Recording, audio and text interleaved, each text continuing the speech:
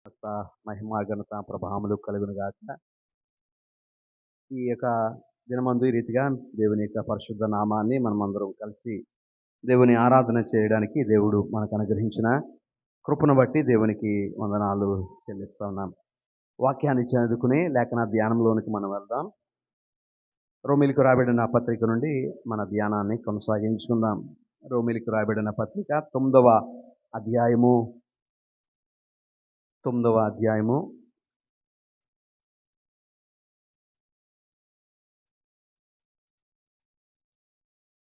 వచనము నుండి 9వ అధ్యాయము 10వ వచనము నుండి 17వ వచనం వరకు మనం చదువుకుందాం.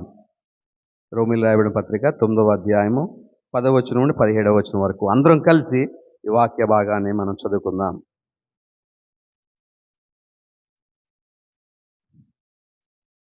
అంతేకాదు రెబెకా మన తండ్రి అయిన ఇస్సాకు అనే ఒకని వలన గర్భవతి అయినప్పుడు ఏర్పాటును అనుసరించిన దేవుని సంకల్పము క్రియల మూలంగా కాక పిలిచువాని మూలముగానే నిలకడగా ఉండు నిమిత్తము పిల్లలింకా పుట్టక మేలైనను కీడైనను చేయకముందే పెద్దవాడు చిన్నవానికి దాసుడగును అని ఆమెతో చెప్పబడెను. ఇందును గూర్చి నేను యాకోబును ప్రేమించితిని, యాషావును ద్వేషించితిని అని వ్రాయబడి ఉన్నది. కాబట్టి ఏమందుము, దేవుని యందు అన్యాయము కలదా? అట్లనరాదు. అందుకు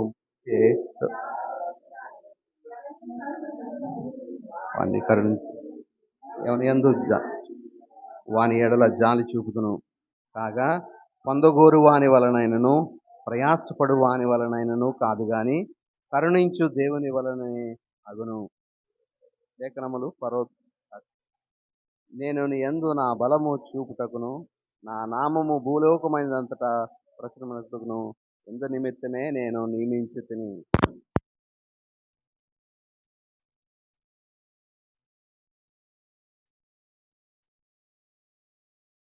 చిన్న ప్రార్థన చేసుకుని వాక్యాధ్యానంలో ఉంటున్నాను. కృపాకనికరము గల మా ప్రియ పరలోకపు తండ్రి, కొద్ది నిమిషాలు మీ వాక్యాన్ని మేము ధ్యానం చేయడానికి ఇక్కడ కూడుకొని ఉన్నాం. మా హృదయములు మీ తట్టు ఎత్తుతున్నాం. మా హృదయములను మీరు నాయనా తండ్రి మీ వాక్యము ద్వారా ఆదరించమని ప్రార్థిస్తున్నాం. మీ వాక్యం మా హృదయంలో భద్రపరుచుకున్న వారమే వాక్యానుసారంగా జీవించడానికి సహాయం దయచేయండి. చదవబడిన లేఖన భాగంలో దాగిన సత్యములను గుణార్థములను మీరే మాకు వివరించమని ప్రార్థిస్తూ ఉన్నాం. అయోగ్యునైన నన్ను, నా ఆలోచనలు, నా మాటలు మరుగుపరిచి మీరే మా అందరితో మాట్లాడి మీ చిత్తాన్ని మా అందరి ఎడలా నెరవేర్చి మీ నామమునికే మహిమ ఘనత ప్రభావములు పొందుకునమని యేసుక్రీస్తు అతి పరిశుద్ధ నామమున స్తుతించి ప్రార్థించి వేడుకొనుచున్నాం తండ్రి. ఆమేన్. మరొకసారి చేరువచ్చిన మీ అందరికీ ప్రభు అయిన యేసుక్రీస్తు పరిశుద్ధ నామమున నా హృదయపూర్వక వందనాలు. చదవబడిన వాక్య భాగంలో నుండి కొన్ని విషయాలు దేవుని సహాయం ద్వారా మనము నేర్చుకోవడానికి సిద్ధపడదాం కదా. మరి గడిచిన దినాల్లో కొన్ని విషయాలు 9వ అధ్యాయం నుండి మనం నేర్చుకుని ఉన్నాం. యాకోబును ప్రేమించితిని, యాషావును ద్వేషించితిని అనే మాట అది వ్యక్తిగతమైనటువంటి ఎలక్షన్ కాదు, కానీ ఒక నేషన్గా వారిని దేవుడు ఎన్నుకున్నాడు అనే విషయాలను కూడా మనం చూసాం.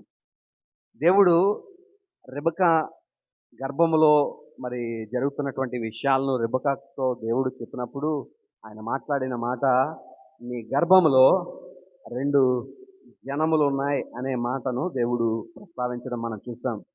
వారిని 2 వ్యక్తులుగా చూడలేదు, కానీ ఒక 2 జనాంగములుగా చూసాం. ఒకటి యాకోబు అనగా యాకోబును పేరు మార్చి దేవుడు ఇశ్రాయేలుగా చేశాడు.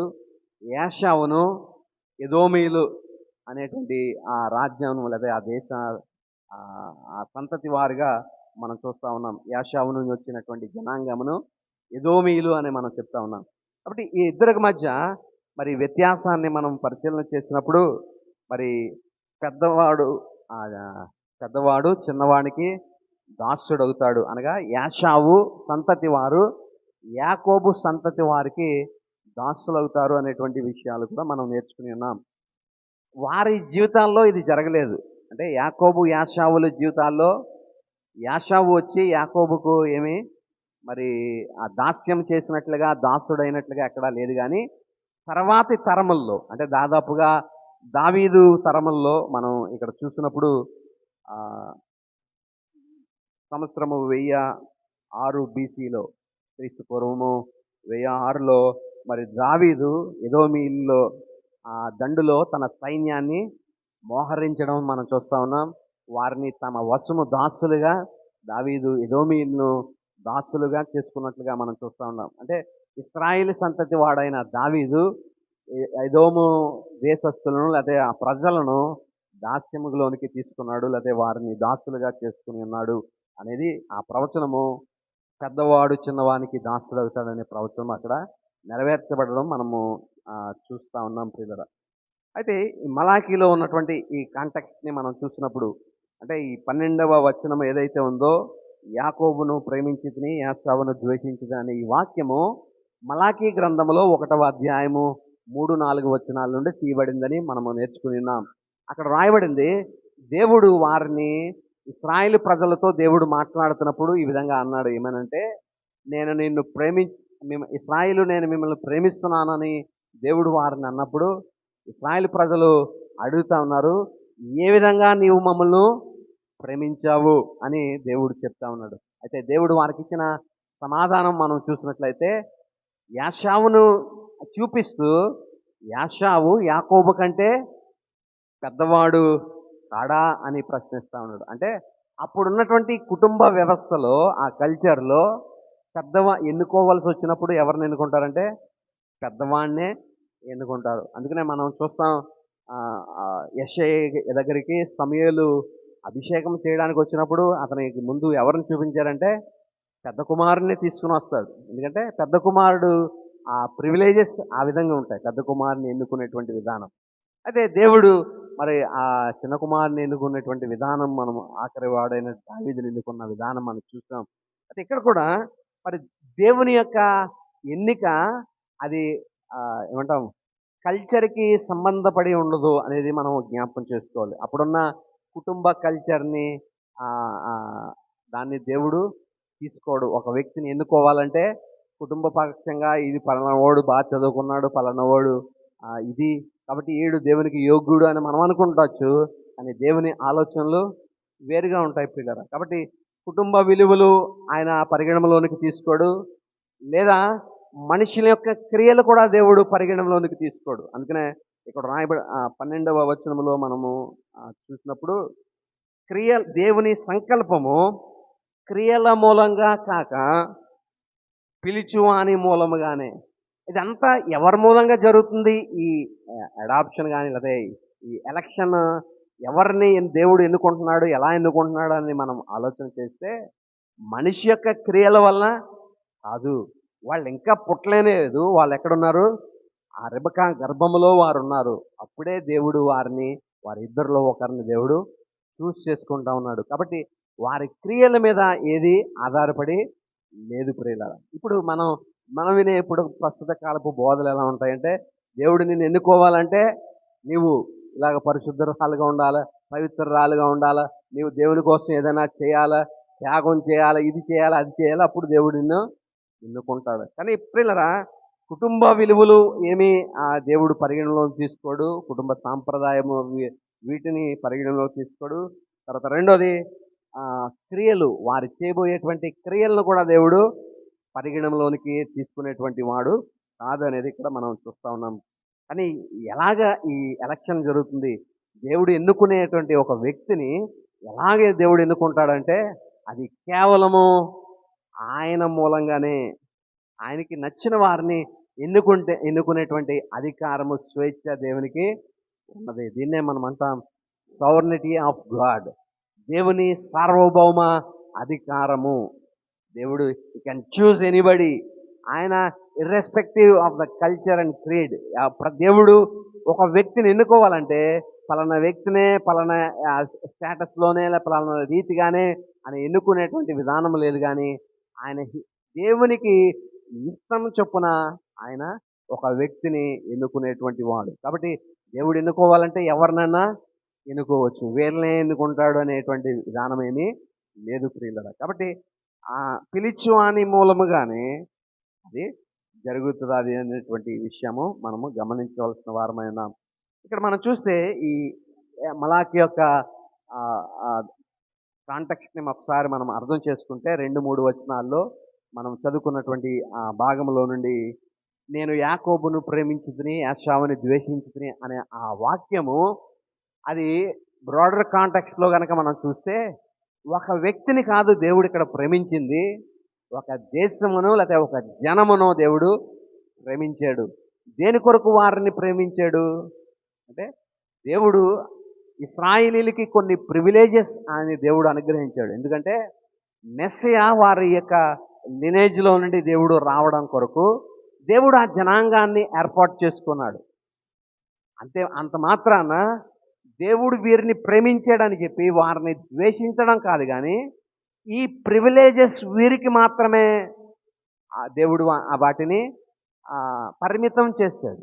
ఇప్పుడు నిబంధనలు కానీ, వాగ్దానములు కానీ, దేవుని మహిమ కానీ, దేవుని యొక్క ప్రామిసెస్ కానీ, ఇవన్నీ ధర్మశాస్త్రం కానీ, ఇవన్నీ దేవుడు ఇశ్రాయేలీలు ప్రజలకు మాత్రమే ఇచ్చాడు. మిగిలిన అన్యులు ఎవరు దీన్ని పాటించాల్సిన అవసరత లేదు. వీటన్నిటిని ఎవరికి సొంతం చేశాడంటే పితరులు వీరి సొంతమే, వాగ్దానాలు వీరి సొంతమే. దేవుడు ఇవన్నీ కూడా ఇశ్రాయేలీలకి మాత్రమే పరిమితం చేసినట్లుగా మనం చూస్తున్నాం. వీటన్నిటి వెనక ఒక ఆంతర్యము ఏంటంటే ఇశ్రాయేలీని అదే లోకమంతటిని రక్షించేటువంటి ఒక రక్షకుడు ఇశ్రాయేలీలో నుండి రావడం కొరకు దేవుడు ఇశ్రాయేల్ ప్రజలను ఎన్నుకున్నటువంటి విధానాన్ని మనం చూస్తూ ఉన్నాం. ఇక్కడ యాకోబు యాశావుల యొక్క జన్మము జరిగింది. దేవుడు తల్లి అయిన ఆ రెబెకాతో ఈ మాట చెప్పాడు, నీ గర్భంలో 2 జనములు ఉన్నాయి, ఒక జనము పెద్దవాడు చిన్నవానికి దాసుడవుతాడని వారు జన్మించక ముందే దేవుడు వారి గురించిన ప్రవచనము మరి చెప్పినట్టుగా మనం చూస్తూ ఉన్నాం. మరి ఇశ్రాయేలీల యొక్క దేశ ఆవిర్భావము మనం చెందినటువంటి సంవత్సరం మనం చూస్తే 1446వ సంవత్సరంలో ఒక దేశంగా ఇశ్రాయేలు ఏర్పడడం మనం చూస్తూ ఉన్నాం. అయితే 1000 సంవత్సరాల తర్వాత మలాకి ఈ మాట చెప్తా ఉన్నాడు. దేవుని యొక్క వాక్కును ఈ విధంగా మలాకి ప్రస్తావిస్తూ ఉన్నాడు. ఏమనంటే నేను ఇశ్రాయేలుని ప్రేమించాను, యాశావును ద్వేషించాను. ద్వేషించడం అంటే దేవుడే వారిని ఎదోమీలను ఏదో వారిని అసహించుకోలేదు లేదా వారిని ద్వేషించలేదు ఎదోమీలు.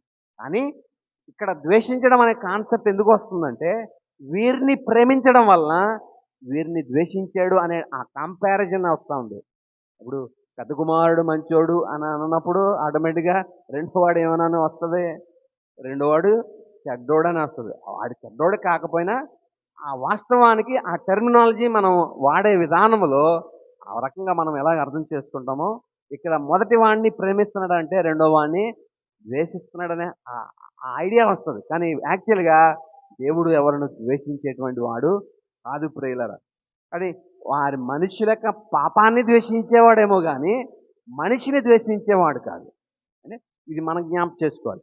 వ్యక్తిగతంగా దేవుడు ఏ మనిషిని కూడా ద్వేషించడు, మనిషిలో ఉన్న పాపాన్ని మాత్రమే దేవుడు ద్వేషించేవాడై ఉన్నాడు పిల్ల. అయితే ఇశ్రాయేలు ప్రజలకు దేవుడు తాత్కాలికంగా కొన్ని ఆశీర్వాదాలు వారికి అనుగ్రహించాడు. ఏంటి ఆ ఆశీర్వాదములు అంటే రోమపత్రికలో మరి 9వ అధ్యాయంలో మనం చదువుకున్నాం 5 నుండి కొన్ని వచనాలు మనం చూస్తే 4 నుంచి దత్తపుత్రాత్మము వారికి ఇచ్చాడు. తర్వాత మహిమ నిబంధనలు వారి దగ్గర ఉన్నాయి, ధర్మశాస్త్రం వారి దగ్గర ఉంది, అర్చన ఆచారాలు ఉన్నాయి, వాగ్దానములు ఉన్నాయి, పితరులు వీరిలో ఉన్నారు. క్రీస్తు కూడా వీరి జీనియాలజీలో పుట్టినటువంటి మరి గొప్ప ప్రివిలేజ్ ఇశ్రాయేలీలు కలిగి ఉన్నారు. అయితే ఈ ప్రివిలేజెస్ అన్నింటినీ ఇశ్రాయేలీలకు దేవుడు తాత్కాలికంగా వీటిని అనుగ్రహించాడు. ఎందుకొరకంటే క్రీస్తు వీరిలో పుట్టడం కొరకు అనేది మనము జ్ఞాపకం చేసుకుంటా ఉన్నాం. అయితే ఈ చరిత్ర అంతా కూడా మనం చూసినట్లయితే ఇశ్రాయేలీల్ని ఎదోమీల్ని మనం చూసినట్లయితే ఎదోమీలు వారి జీవితకాలం అంతా కూడా ఎడారుల్లోనూ లేదా ఆ అడవిల్లోనూ వారు సంచరించినటువంటి విధానమే మనం చూస్తూ ఉన్నాం. ఆ పర్వతముల మీదే వారి జీవితం అంతా కూడా గడిపినటువంటి విధానాన్ని మనం చూస్తున్నాం.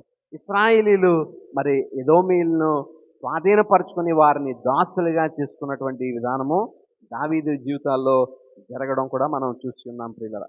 అయితే మరి దేవుని సార్వభౌమ అధికారం కింద దేవుడు ఒక వ్యక్తిని కరుణించవచ్చు, ఒక వ్యక్తి ఎడల తన కరుణ చూపించకపోవచ్చు.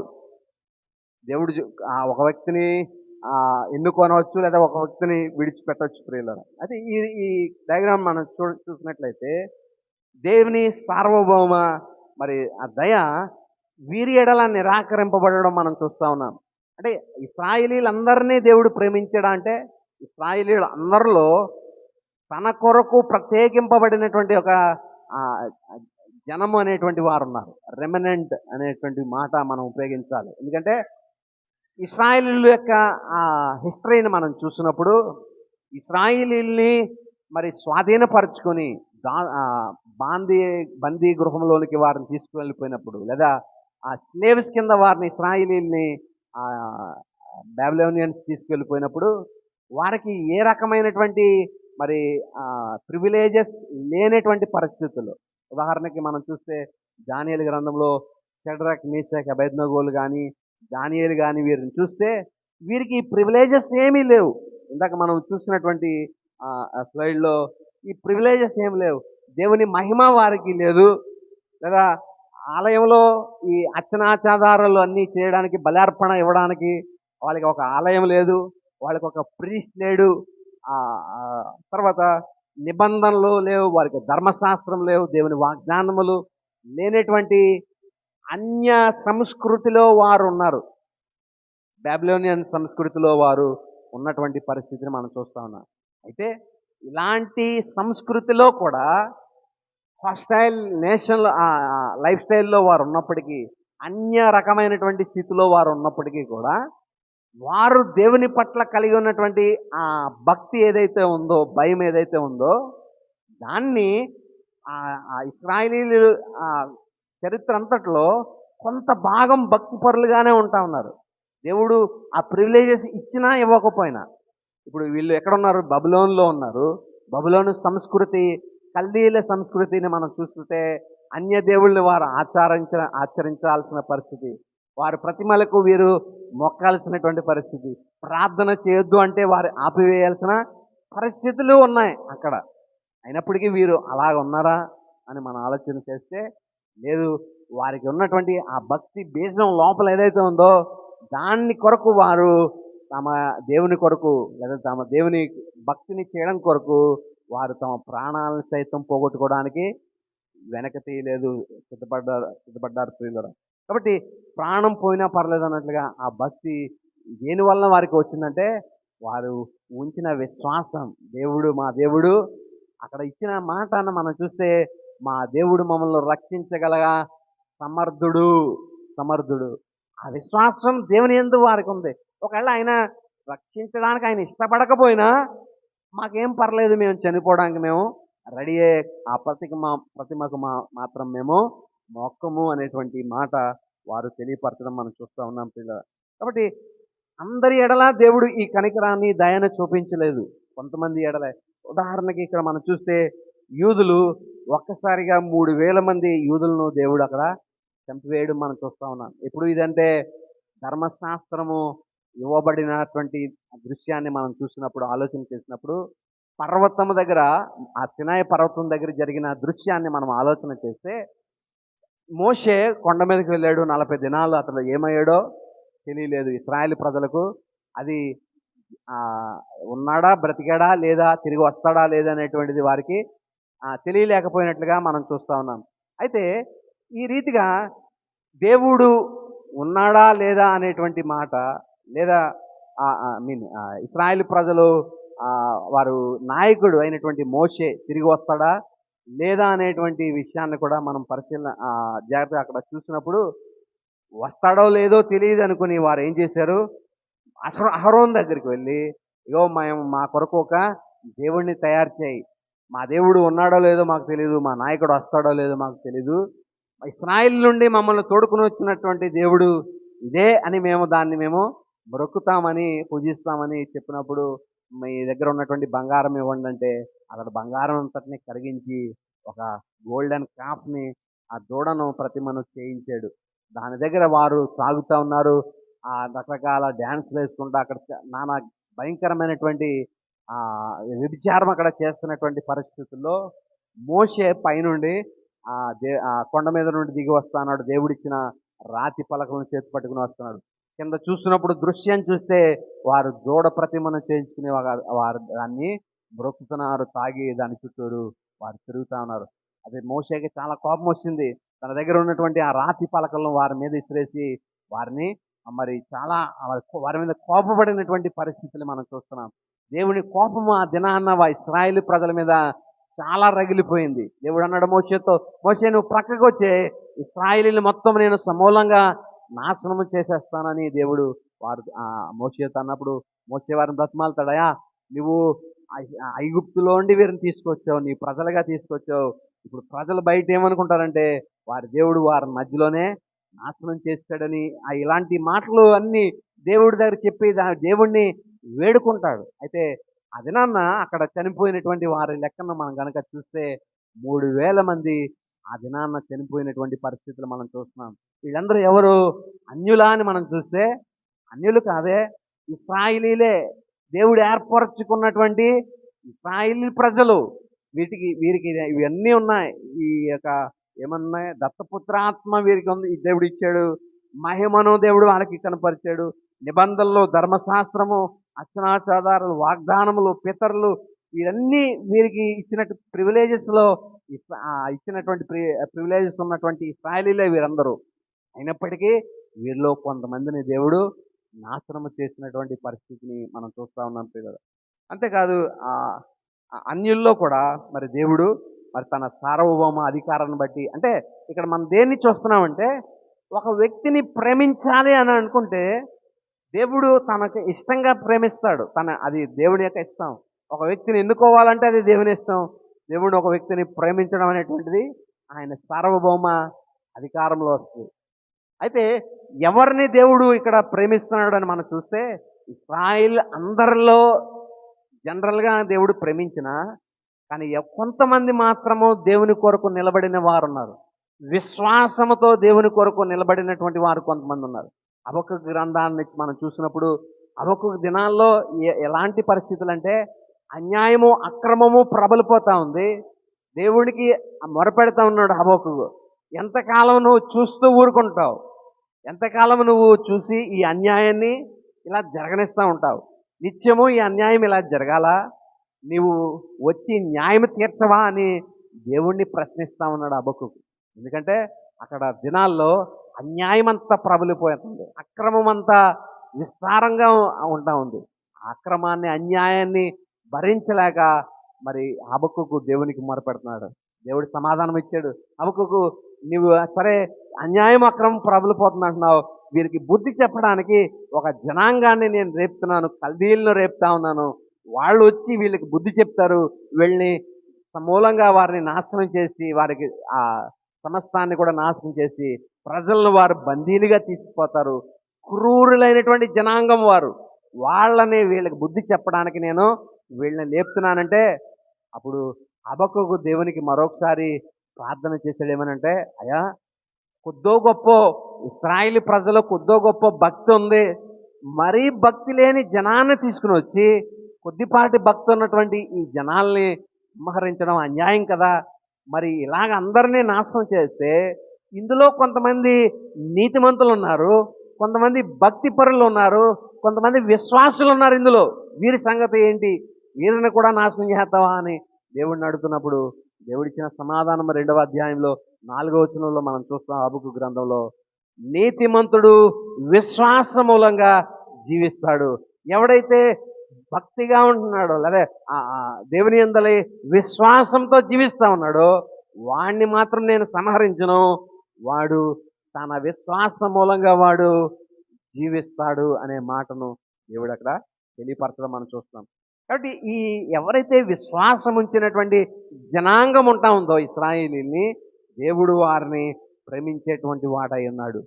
దేవునికి మరి ఎవరైతే దేవునికి వ్యతిరేకంగా నిలబడతా ఉన్నారో వాళ్ళు అన్యులైననేమి, ఇశ్రాయేలీలు అయితేనేమి, దేవుడు వారిని ఏం చేస్తాడు? తృణీకరించేటువంటి వాడు, అసహించుకునేటువంటి వాడు, వారిని మరి నాశనం చేయడానికి కూడా ఆయన వెనుకాడడనే మాటను మనం జ్ఞాపకం చేసుకోవాలి పిల్లలు. ఆ ఫరోను ఫరోను మనం చూస్తే ఫరోను ఆ సైన్యానంతటినీ కూడా ఆ ఎర్ర సముద్రంలో దేవుడు మరి ఆ సంహరించినటువంటి పరిస్థితులు మనం చూస్తా ఉన్నాం పిల్ల.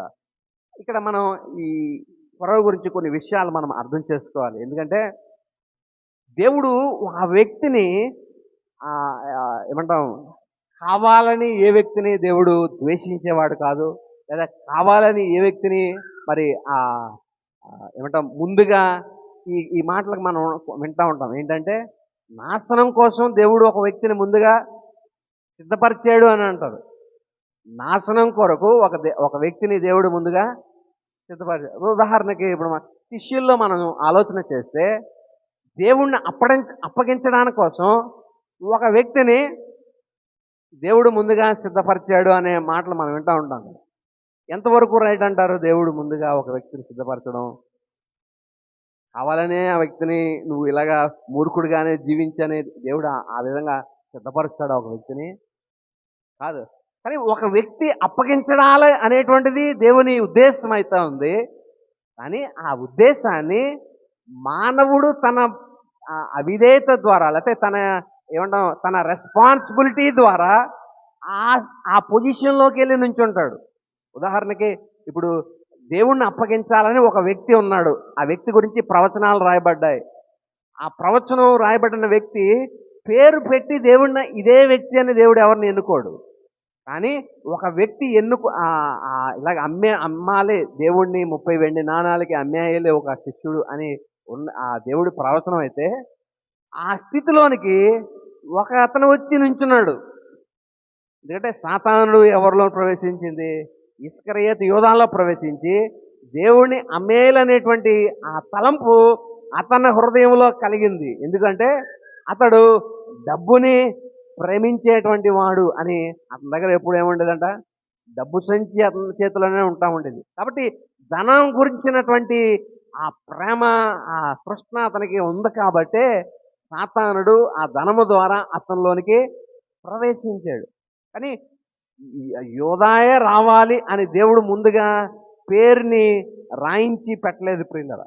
యోదాయే దేవుణ్ణి అమ్మాలని అతని పేరు ముందు రాయించలేదు. కానీ ఒక వ్యక్తి దేవుణ్ణి ముందుగా అమ్మేయాలి అనే ఒక వ్యక్తిని ఆ పేరు రాసినప్పుడు, ఆ పేరు రాయకుండా ఒక వ్యక్తిని అని చెప్పినప్పుడు దేవుడు ఆ వ్యక్తి ఎవరు అనేటువంటిది దేవుడు ముందుగా నిర్ధారించలేదు. కానీ వ్యక్తి తనకు తానుగా వచ్చి తన ప్రవర్తన ద్వారా అది నెరవేర్చడానికి ఈ యొక్క స్థితిలోనికి నిలబడినారు అనే విషయాన్ని మనం జ్ఞాపకం చేసుకోవాలి. యోధ తన స్వతహాగా డబ్బుని ప్రేమించేటువంటి వాడు కాబట్టే ఆ డబ్బు గురించిన ఆశ ఇతనికి ఇవ్వబడింది. అలా నువ్వు గనక మెస్సియాని అమ్మేస్తే, లేకపోతే మెస్సియా ఎవరో చూపెడితే, యేసు ఎవరో చూపెడితే మేము మీకు 30 వెండి నాణ్యాలు ఇస్తామన్న. బహుశా అప్పటికి అది ఆ ఇస్కరియోతు యూదాకి మంచి డీల్ కింద, మంచి ఆఫర్ కింద ఉండొచ్చు. ఎలాగైనా ప్రభువుని ఈయన ద్వారా మనకేమీ రావట్లేదని అనుకున్నాడో ఏంటో, మరి ప్రభువుని అమ్మేయడానికి అతని హృదయం ప్రేరేపించడం చేత అతడు దేవుణ్ణి అమ్మివేశాడు పిల్ల. ఇట్స్ ప్యూర్లీ అంటే దేవుని సార్వభౌమ అధికారం చెప్పిన యోధా నువ్వు నన్ను అమ్మేసే క్యారెక్టర్లో నువ్వు ఉండు అని యోధాని దేవుడు అక్కడ పెట్టలేదు. ఒక వ్యక్తి ఎలాగ అమ్మాలా అనేవి పెట్టాడు దేవుడు. కానీ ఏ వ్యక్తి అమ్మాలనేటువంటిది మానవునికే వదిలేశాడు. అప్పుడు ఎవరన్నాడు? ఆ యోధా తనకు తానుగా వెళ్ళి ఈ పొజిషన్ లేకపోతే ఈ క్యారెక్టర్ని నేను పోషిస్తాను అన్నట్లుగా వెళ్ళి దేవుడిని 30 వెండి నాణాలకి అమ్మేసినటువంటి పరిస్థితి మనం చూస్తూ ఉన్నాం.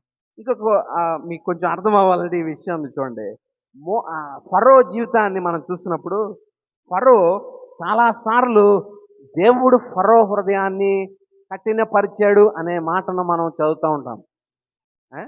దేవుడు ఫరో హృదయాన్ని అంటే కావాలనే దేవుడు ఫరో హృదయాన్ని కఠినం చేసి అతడి నాశనానికి దేవుడు ఇంతగా ఎందుకు ఎన్నుకున్నాడు, అలా ఎందుకు ఫరోని కఠినం చేసాడని మనం ఆలోచన చేస్తాం.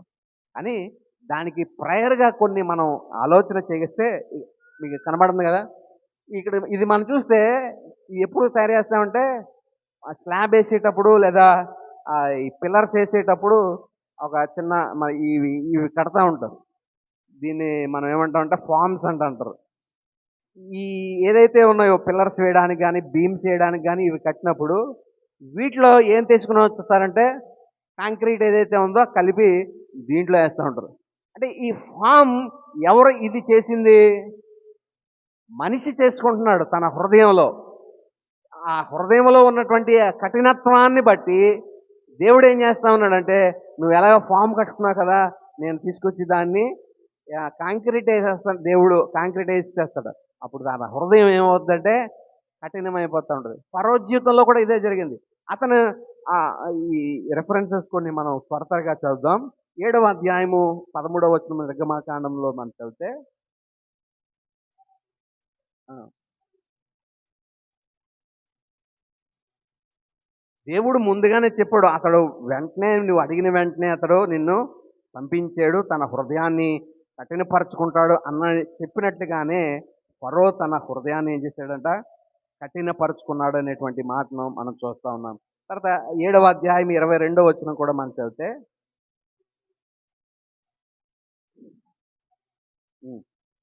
అట్లా చేయగా రెండోసారి కూడా ఫరో తన హృదయాన్ని కఠినము చేసుకున్నట్లుగా మనం చూస్తాం. 8వ అధ్యాయం 15వ వచనం మనం చదువుదాం. చూచి ఆ, తన హృదయాన్ని కఠినపరుచుకుని వారి మాట విననొలగు. ఇక్కడ కూడా ఫరోయే తన హృదయాన్ని దేవుడేం కఠినపరచలేదు. దేవుడు ముందుగా చెప్పాడు ఫరో ఇలా కఠినపరుచుకుంటాడు అని. ముందుగా ఫరో హృదయాన్ని ఎరిగి ఈ మాటలు చెప్తున్నాడు. దేవుడు చెప్పినట్లుగానే ఫరో హృదయం ఇప్పటికి 3 సార్లు తన కఠినపరుచుకున్నాడు. ఇక 8:32లో కూడా మనం చదివితే ఆ సమయమును కూడా తన హృదయమును కఠినపరుచుకుని జనులను పోనీయలేదు. ఇశ్రాయేలు ప్రజలను మరి పోనీయకుండా హృదయాన్ని 4వసారి కూడా కఠినపరుచుకున్నాడు. 9వ అధ్యాయము 7వ వచనాన్ని కూడా మనం చదివితే ఉమ్, ఆ, ఆఖరి మాటను చూద్దాం. అయినను అప్పటికి ఫరో హృదయం కఠినమైనందున జనులను పంపనీయకపోయాను. ఇప్పుడు కూడా ఫరో హృదయం కఠినపరుచుకున్నాడు.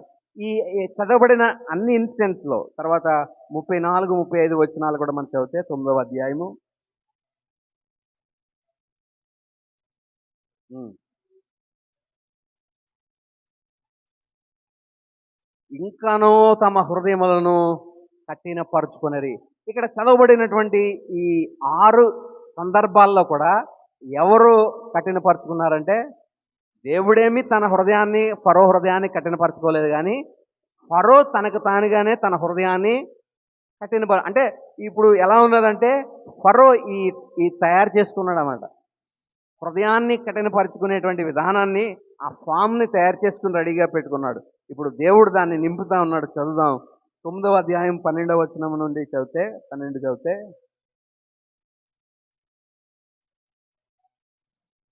ఉమ్, యెహోవా ఫరో హృదయమును, ఇక్కడ మనం చూస్తా ఉన్నాం. ఇప్పుడు ఎవరు కఠినపరిచారంట? యెహోవాయే ఆ ఫరో యొక్క హృదయాన్ని ముందంతా కూడా ఎవరు కఠినపరుచుకున్నారు? ఫరో తనకు తానే కఠినపరుచుకున్నాడు. ఇప్పుడు దేవుడు కఠినపరుస్తున్నాడు. అంటే అతడు చేసినటువంటి ఆ ఏదైతే ఆ ఫామ్ తయారు చేసుకున్నాడో ఆ ఫామ్ని దేవుడు నింపుతూ ఉన్నాడు అన్నమాట. ఇప్పుడు కాంక్రీట్తో అతని హృదయాన్ని కఠినపరుస్తూ ఉన్నాడు. ఇంకా మనం చదువుదాం. 10వ అధ్యాయం 1వ వచనం చదువుదాం. ఉమ్, ఆ, ఉమ్.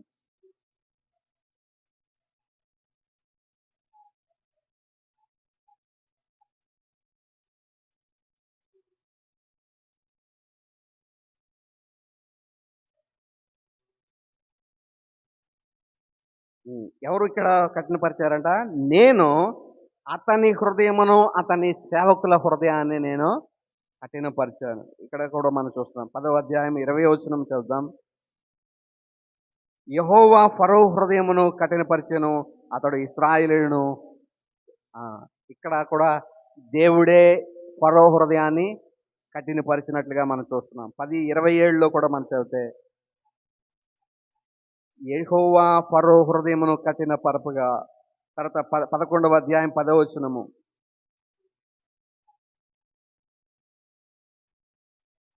యెహోవా ఫరో హృదయమును కఠిన పరపగా. ఇక్కడ కూడా దేవుడే కఠినపరిచినదాం చూస్తున్నాం. 14వ వచనం కూడా చదువుదాం. 14వ అధ్యాయము 4వ వచనము. ఫరో హృదయమును ఎవరు కఠినపరిచారట?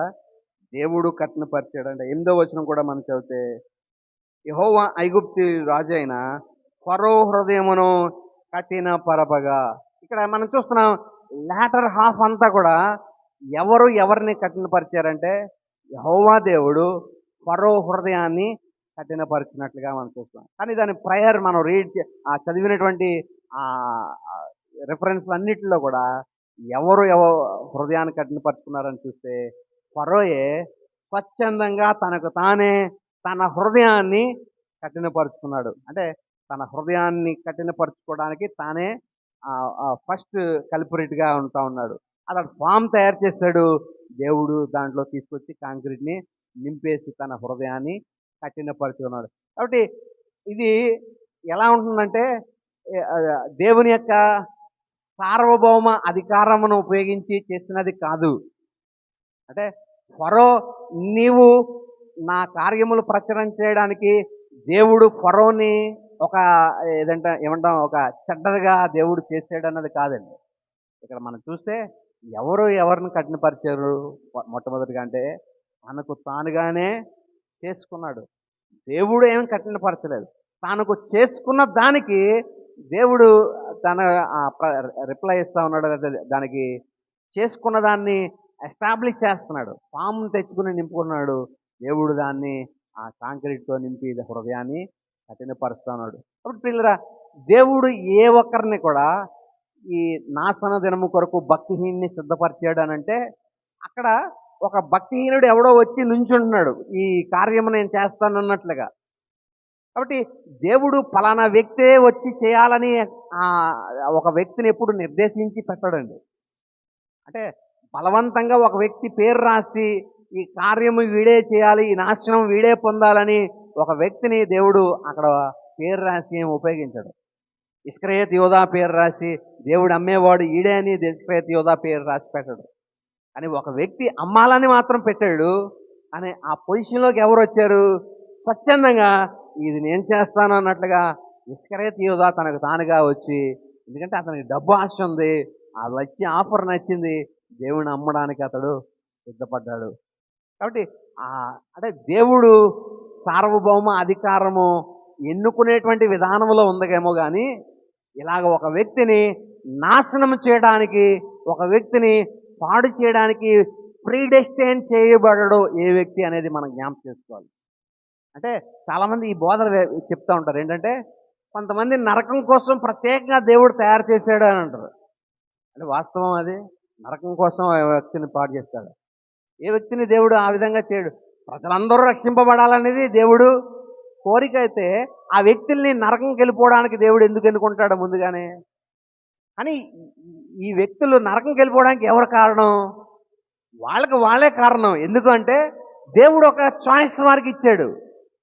చూడుమో, ఆశీర్వాదమో జీవమో నీ ఎదుట ఉంది, నేడు నీవు ఏది కోరుకుంటే అది నీకు వస్తుందంటే మనుషులు ఆశీర్వాదము మరణం అన్ని పెడితే దేవుడే మనుషులు దేన్ని కోరుకుంటున్నారంటే మరణం వైపే కోరుకుని దాని వైపే వెళ్తుంది. ఎందుకంటే అది దాని మార్గములు విశాలంగా ఉన్నాయి, దాని మార్గములు రమ్యమైనవిగా ఉంటున్నాయి కాబట్టి అందులో వెళ్ళాలని నిశ్చయించుకుంటున్నారు. కానీ పరలోకానికి వెళ్ళేటువంటి మార్గము అది ఇరుకు మార్గము, కఠిన మార్గము, ముళ్ళ పొదల్లాగా ఉండేటువంటి మార్గం ఉంటుంది కాబట్టి జనాలు ఇందులో రావడానికి ఇష్టపడరు. కాబట్టి ఇది ఎవరి చాయిస్ అని అంటే స్వయంగా వ్యక్తి యొక్క చాయిస్.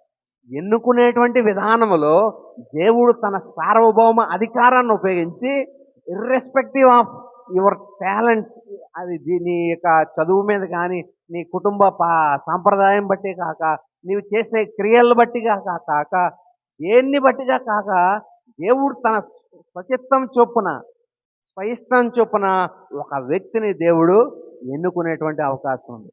అదే సార్వభౌమ అధికారాన్ని నాశనం అవడానికి దేవుడు ఉపయోగించడు.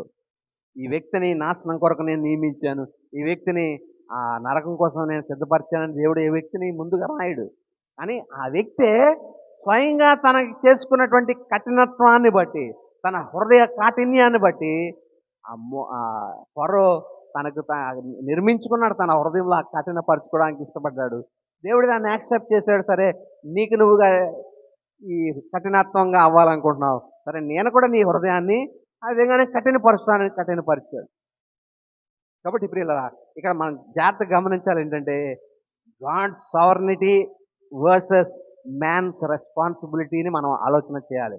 అంటే దేవుని సార్వభౌమ అధికారము, మానవుని బాధ్యత. చూడండి, ఆలోచించండి. ఇక్కడ దేవుని సార్వభౌమ అధికారం చొప్పున నువ్వు నశించిపోవాలని దేవుడు ఎప్పుడు కూడా ఆయన నీ పేరు నాశనానికే రాయుడు ప్రియులరా. కానీ ఎన్నుకునే విధానంలో మాత్రం దేవుడు నేను ఎన్నుకొనడానికి దానికి 100% ఆయన చాయిస్ దేవుడికి ఉంది.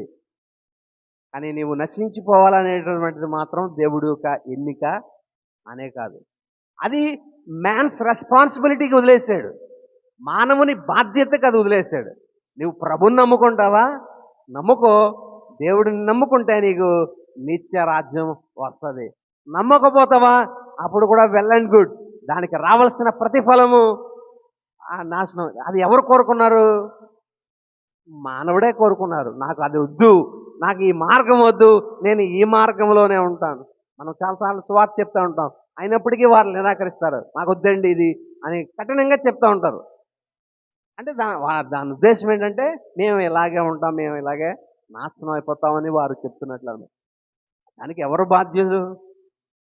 దేవుడిని బాధ్యత చేయకూడదు. ఎందుకంటే దేవుడు నీవు నశించిపోవాలని దేవుడికి ఇష్టం కాదు. అందుకనే దేవుడు తన సువార్తను నీ యొద్దకు తీసుకుని వచ్చాడు, పంపాడు సువార్తను. ఆ సువార్తను అంగీకరిస్తే, ఆ ప్రభువుని నీవు హృదయంలో చేర్చుకుంటే, ప్రభు ఏం నేను ఇది చేయాలి అది చేయాలని కోరట్లేదు కదా. విశ్వాసం మాత్రమే ఉంచమన్నాడు దేవుడు. నేను విశ్వాసం ఉంచితే నశించిపోకుండా నీవు నిత్యరాజ్యం పొందేటువంటి భాగ్యం కలుగుతుందని దేవుడు చేశాడు. అయితే దీని వెనక ఉన్న ఆ ఆంతర్యాన్ని మనం చూస్తే, దేవుని సార్వభౌమ అధికారము ఒక వ్యక్తిని నిరాకరించడానికి లేదా ఒక వ్యక్తిని నాశనం చేయడానికి దేవుడు దాన్ని ఉపయోగించడు. కానీ ఎన్నిక దేవుడి సార్వభౌమ అధికారాన్ని ఉపయోగించి నిన్ను ఎన్నుకుంటాడు. నువ్వు ఎలాంటి స్థితిలో ఉన్నా సరే దేవుడు నిన్ను ఎన్నుకోవడానికి 100% ప్రాబబిలిటీ నీకు ఉన్నది. నీ దేన్ని బట్టి కూడా నీ ప్రాబిలిటీ తగ్గిపోదు. నేను చదువుకోలేదు కాబట్టి నేను దేవుడు నన్ను ఎన్నుకోవడానికి లేదు, నేను మా ఇంట్లో లాస్ట్ వాడిని లేకపోతే మా ఇంట్లో ఎన్నిక లేనోడిని కాబట్టి నేను ఎన్నుకోవడానికి లేదు అనడానికి లేదు. దేవుడు స్వయిష్టం చొప్పున ఎవరినైనా దేవుడు తన సార్వభౌమ అధికారాన్ని బట్టి ఎన్నుకుంటాడు. అది హిస్ చాయిస్, దేవుని చాయిస్. అది ఇతన్నే ఎందుకు ఎన్నుకున్నాడో అతను ఎందుకు ఎన్నుకోలేదంటే అది దేవుని ఇష్టం. అది అలా ఎన్నుకోవాలనుకున్నాడు, దేవుడు ఎన్నుకున్నాడు అంతే. కాబట్టి ప్రియులరా, ఏది జరిగినా సరే దేవుడు తన యొక్క స్థితిని మేనిఫెస్ట్ చేయడానికి దేవుడు చేస్తాడు అనేది మనం జ్ఞాపకం చేసుకోవాలి. ఉదాహరణకి మనం ఆదాము అవ్వల్ని మనం చూసినప్పుడు ఏదైనా వనంలో ఆ పండు తింటారని దేవుడికి తెలుసా లేదా? ఆదాము అవ్వలు ఆ వనంలో పెట్టినప్పుడు మంచి చెడ్డల వృక్ష తెలివితేటలు ఇచ్చే ఆ వృక్ష ఫలాలని ఆదాము అవ్వలు తింటారని దేవుడు తెలుసా లేదా అంటే ఖచ్చితంగా తెలుసు. ఎందుకంటే దేవుడు ఫోర్న్యూస్, ఆయనకి అంత సర్వము ఎరిగినటువంటి దేవుడు కాబట్టి తింటారని తెలుసు. తింటారని తెలిసిన దేవుడు ఎందుకు వాళ్ళని ఆపలేదు? తినేటప్పుడు దేవుడు వాళ్ళని ఆప్ చేయొచ్చు కదా, ఆప్ చేస్తే ఎంత గొడవ మనకు ఉండబోతుంది కదా అని చాలా అడుగుతాం. ఇదే కదా అడుగుతారు అందరూ. వాళ్ళు చేసిన తప్పు వల్ల మనం ఇన్ని అనుభవిస్తున్నామండి, వాళ్ళే తప్పు చేయకపోతే ఇప్పుడు ఈ బాధలు లేవు కదండి అంటారు. కానీ దేవుడికి తెలుసుండి కూడా ఎందుకు ఆపలేదు అనే మనం ప్రశ్న వేసుకుంటే అక్కడ మనం అర్థం చేసుకోవాల్సిన విషయం ఏంటంటే, టు మేనిఫెస్ట్ గాడ్స్ గ్రేస్, దేవుడి కృపను ఆయన ప్రత్యక్షపరచడానికి దేవుడు వారిని ఆపలేదు అక్కడ. అంటే ఇప్పుడు వాళ్ళు ఆపేశారు, పాపము మనిషిలో ఎంటర్ అయిపోయింది, మనిషి మరణానికి పాత్రుడవుతున్నాడు. మరణానికి పాత్రుడైనటువంటి ఈ మనిషిని మరలా రక్షించాలంటే ఎవరు అవసరమైందంటే దేవుడు తన ప్రియ కుమారుణ్ణే ఈ లోకానికి పంపించాల్సినటువంటి అవసరత. అంటే తన యొక్క కృప మానవుడి ఎడల వ్యక్తపరచడానికి, అంటే ఎంత దేవుని కృప ఉందో ఆ కృప అంతటిని కూడా మానవుడి ఎడల వ్యక్తపరచడానికి. ఇప్పుడు వాళ్ళు ఎన్ని పాపాలు చేస్తున్నారండి? ఒక్కొక్క వ్యక్తి ఎన్ని పాపాలు చేస్తారంటే ఉన్ని మన లెక్కలేనన్ని పాపాలను మన జీవితకాలం మనం చేస్తాం. అలాగా మానవులందరూ చేసిన పాపాలని కలిపితే ఎంత అవుద్ది? ఇప్పుడు వరకు జీవించిన మనుషులు జీవితాలన్నీ వారిని అన్ని పాపాలు లెక్కేసి, ఇంకా రాబోతున్న దినాల్లో మనుషులు చేయబోయే పాపాలన్నీ లెక్కేస్తే వాటన్నిటికన్నా వాటన్నిటిని అధిగమించేది ఏంటిది? దేవుని కృప. అంతటి కృపను దేవుడు మేనిఫెస్ట్ చేయడానికి దేవుడు ఆలోచన చేసి వారిని అక్కడ పాపం చేయకుండా ఆపలేదు. ఎందుకంటే తన కృపను మేనిఫెస్ట్ చేయాలనుకున్నాడు, తన కృపను ప్రత్యక్షపరచాలనుకున్నాడు. మానవులకి ఎంత ప్రేమమయుడో ఆయన, ఎంత కనికర సంపన్నుడో ఆయన మానవులకి తెలియపరచాలనుకున్నాడు. అందుకే అక్కడ మానవుల్ని పాపము చేయకుండా దేవుడు ఆపలేదు. ప్రియులారా, చాలామందికి ఇదే డౌట్ వస్తుంది, దేవుడు తెలుసుండి ఆపేయచ్చు కదండి, ఎందుకు ఇంత బాధ అంటారు. ఆయన ప్రేమను, ఆయన కృపను మానవులకి తెలియపరచాలి. ఎంతగా దేవుడు మానవులు ప్రేమిస్తున్నాడో, ఎంతగా వారి ఎడల కృప చూపుతున్నాడు అనేది తెలియపరచడానికి అక్కడ ఆ కార్యము ఆపకుండా ఉండడం వల్లే ఇప్పుడు కృప అంటే ఏంటో మనకు అర్థమవుతుంది. లేదంటే కృప మనకు అర్థమవుదు. దేవుని ప్రేమ వాళ్ళకి అర్థమై ఉండకపోవచ్చు. ఒకవేళ అక్కడ ఆపి ఉంటే, పాపం లేకుండా అక్కడ ఆపేసి ఉంటే దేవుని కృప చూసే యోగ్యత వారికి మనందరికీ లేకపోయి ఉండేది. దేవుని ప్రేమను, ఇప్పుడు దేవుని ప్రేమను, దేవుని కృపను, ఆయన ఔన్నత్యాన్ని ఇంతలాగా మనం అర్థం చేసుకోవడానికి కారణం ఏంటంటే అక్కడ వాళ్ళు చేసిన పాపాన్ని దేవుడు అనుమతించడం వలన. అంటే మనం ఈ విధంగా చాలాసార్లు అనిపిస్తుంది. ఎందుకంటే దేవుడే కావాలని అనుమతించడేమో వారిని పాపం చేయడానికి అన్నట్లుగా అనిపిస్తుంది. ఎందుకంటే అలాగా అనుమతించడం వల్ల, ఇప్పుడు దేవుడు అనుమతించకపోతే అక్కడ జరిగి ఉండేదే పాపం? జరిగి ఉండేదా? దేవుడు అనుమతించకుండా ఉండంటే, దేవుడు అనుమతించడం వల్లనే జరిగింది కదా. దేవుడు అనుమతించకుండా ఉండంటే వారు పాపము చేయకపోదురు, కథ బాగానే ఉండేది. కానీ దేవుడు అనుమతించాడు కాబట్టే వాళ్ళు పాపం చేశారు. వాళ్ళు పాపం చేయడం వల్లనే దేవుడు తన కృపను మానవుడి ఎడల, దేవుడు తన ప్రేమను మానవుడి ఎడల వ్యక్తపరచడానికి అవకాశం కలిగింది పిల్లలు. కాబట్టి ఇది మనం జాగ్రత్తగా పరిశీలన చేసినప్పుడు దేవుణ్ణే గణపరచడానికి, దేవుడు ఏది చేసినా మానవుల కొరకే దేవుడు చేయడానికి, దేవుని యొక్క మహిమను, దేవుని యొక్క ప్రత్యక్షతలన్నింటినీ మానవునికి కనపరచడానికి ఆయన నిత్యము ప్రయాసపడతా ఉంటాడు. ఆయన సార్వభౌమ అధికారాన్ని మానవుడిలో కనపరచడానికి అయోగ్యుల్ని దేవుడు ఎన్నుకునేటువంటి వాడు. పెంట కుప్పల మీద నుండి ఆయన దీనుల్ని లేవనెత్తేటువంటి వాడు అని దేవుని వాక్యం సెలవిస్తాను. కాబట్టి ఇట్స్ నాట్ అబౌట్ మన యొక్క టాలెంట్స్ కానీ, మన యొక్క ఆ ట్రెజర్స్ కానీ, వీటి ఇవేమి దేవుడు ఎన్నుకోవడానికి క్రైటీరియా కాదండి. వీటిని బట్టి దేవుడు ఒక వ్యక్తిని ఎన్నుకుంటాడని కాదు, వీటిని బట్టి ఒక వ్యక్తిని ద్వేషిస్తాడని కూడా కాదు. క్రియల మూలంగా. అందుకని చక్కని మాట లాస్ట్ మాటలో రాయబడుతుంది. వీలైతే వచ్చే వారం దాన్ని కంటిన్యూ చేద్దాం. చదవబడిన వాక్య భాగంలో 9వ అధ్యాయంలో 16వ వచనం మనం చదివితే, కాగా పొందగోరువాని వలనైనను ప్రయాసపడువాని వలనైనను కాదు కానీ కరుణించు దేవుని వలననే అగును. నువ్వేదో పొందాలి అని అనుకుంటే నీ వల్ల అది కాదు. దాని కొరకు నువ్వు ప్రయాసపడినంత మాత్రాన కాదు. అంటే ఇప్పుడు ప్రస్తుత దినాల్లో రక్షింపబడడానికి మానవులు చేసే ప్రయత్నాలు అన్నీ కాదండి. నీకు నువ్వుగా రక్షణ సంపాదించడానికి కన్నీరు కార్చినంత మాత్రాన అది అవ్వదు. కొన్ని నీ హృదయాన్ని బద్దలగొట్టుకున్నంత మాత్రాన నువ్వేది చేసినా దానివల్ల ఏది కాదు. ఎలాగ నీకు అది కలుగుతుంది? దేవుడిచ్చే రక్షణ నీకు ఎలా కలుగుతుందంటే, నువ్వు పొందాలని అనుకున్నంత మాత్రాన దేవుడు అది నీకు అనుగ్రహించేవాడు కాదు. లేదా నీవు ప్రయాసపడ్డావని దేవుడు నీకు అది అనుగ్రహించేటువంటి వాడు కాదు. కానీ ఆయన కృపను బట్టి, ఎవరికో దేవుని యొక్క కృపను, ఇది ఇక్కడ ఈ వాక్యం మనకు అర్థమవుతే ఎవరిని ఎవరికి ఆధిక్యత కలుగుతుంది, లేకపోతే ఎవరికి ఘనత కలుగుతుంది? ఒకవేళ నేను పొందాలనుకున్నానండి కాబట్టి నేను పొందాను అన్నాడు, లేకపోతే నేను కన్నీరు కార్చానండి, దేవుడి పాదాలు పట్టుకుని ఊపేశానండి కాబట్టి దేవుడు నాకు ఇచ్చాడు అంటే ఎవరిది క్రైటీరియా? అక్కడ ఎవరికి క్రెడిట్? నువ్వు కన్నీరు కార్చినందుకు నీకు దేవుడు ఇచ్చాడా? అదే నువ్వు పొందాలనుకోవడం వల్ల కాదు, దాని కొరకు నువ్వు ప్రయాసపడినంత మాత్రాన కూడా కాదు. మరి దేని వల్ల అవుతుంది? కరుణించే దేవుడి వల్ల అవుతుంది. ఆయన వల్ల నీకు సమస్తం జరుగుతుంది. ఆయన వల్ల మనకు రక్షణ కలుగుతుంది. ఆయన వల్ల మనకు పాప విమోచన కలుగుతుంది. అన్నీ కూడా ఆయన వల్లే జరుగుతాయి. ఇక నేను చేసేదేంటి అండి? మనం చేసే భక్తి ఏ మూలకు వస్తుందండి? మనం ఆ ప్రయాసంలోకి వస్తుంది. మనం భక్తి అంతా కూడా పొందగోరేటువంటి విధానంలో వల్ల కాదు. నువ్వు పడే ప్రయాస, రక్షింపబడాలని నువ్వు పడే ప్రయాస వల్ల కూడా ఏది కాదండి. కరుణిస్తేటువంటి దేవుడు ఉన్నాడు. ఆయన నీ ఎడల తన కరుణ చూపుతున్నాడు కాబట్టి నువ్వు నేను రక్షింపబడడానికి అర్హులము అనేది మనం జ్ఞాపకం చేసుకోవాలి. కాబట్టి మన యందు దేని యందు మనం అతిశయపడద్దు. మనం ఇంత భక్తి చేస్తున్నాం, ఇంత నిష్టగా ఉంటున్నాం, లేదా ఇంత ఈ విధంగా ఉంటున్నాం కాబట్టి దేవుడు మనల్ని రక్షిస్తాడు అనేది అసలు క్రైటీరియా అనే కాదు. ఏది ఇది దేవుడు లెక్కలో తీసుకున్నాడు? ఒక్క కరుణ తప్ప. దేవుడు ఒక వ్యక్తి ఎడల తన కనికరాన్ని, కరుణ రప్పించాలి అని అనుకున్నప్పుడు మాత్రమే ఒక వ్యక్తి నిజంగా రక్షింపబడతాడు. అలా కరుణించే దేవునికి సన్నిధికి మనం అప్పగించుకుందాం. ఆయన నిశ్చయంగా మనల్ని రక్షించువాడై ఉన్నాడు. చిన్న ప్రార్థన చేసుకుందాం.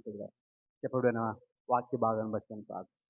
కృపా కనికరముగల మా ప్రియ పరలోకపు తండ్రి, మీ ఉన్నతమైన, శ్రేష్టమైన, అత్యున్నతమైన నామమునకు కృతజ్ఞతాస్తుతులు చెల్లిస్తున్నాను. అయోగ్యులమైనటువంటి మా ఎడల మీరు చూపిన కృపా కనికర, ప్రేమ, వాత్సల్యతలు బట్టి వందనాలు. కొద్ది నిమిషాలు మీ వాక్యాన్ని మేము ధ్యానించడానికి మీరు మాకు ఇచ్చిన కృప కొరకు స్తోత్రాలు చెల్లిస్తున్నాం. నిజమే, మానవుని ఎడల నీవు చూపిన ప్రత్యక్షతలు ఆయన అన్నీ కాదు తండ్రి.